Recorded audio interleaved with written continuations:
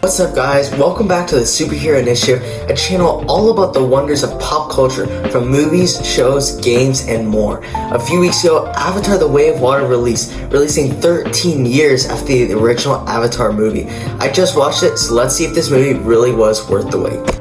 Alright, so let's get started with the good of this movie. And to state the obvious here, and something that's probably been heard a lot, is that this movie is visually stunning.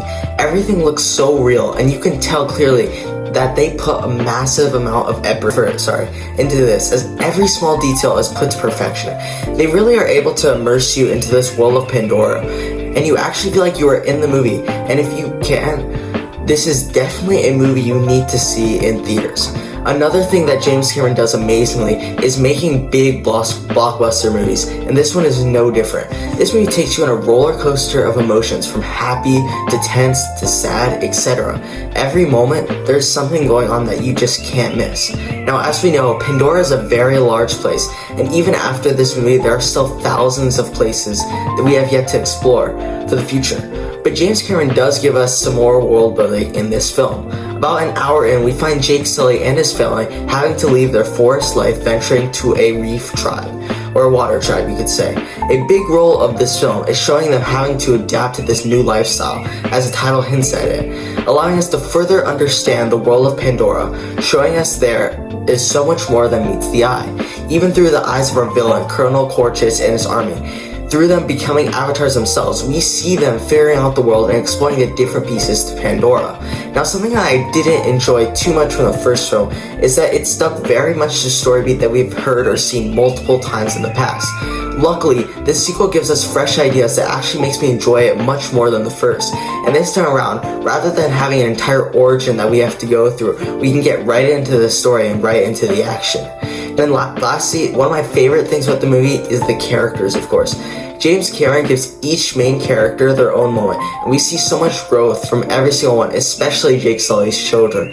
I particularly enjoyed Colonel Cortrich's growth, as we see him slowly start to actually care for his son and even love him. And he actually gives up the chance to kill one of Jake Sully's children just to save his own son. As usual, we see Jake Sully as the protector of his family, but something I absolutely loved in the final battle was seeing Sully's son help him survive, showing us that even Jake Sully needs help too. Alright, with the good out of the way, let's get into the bad. And I think for me, the biggest problem with this movie is of course the runtime. This movie clocks in at 3 hours and 12 minutes, so you definitely want to be ready for that.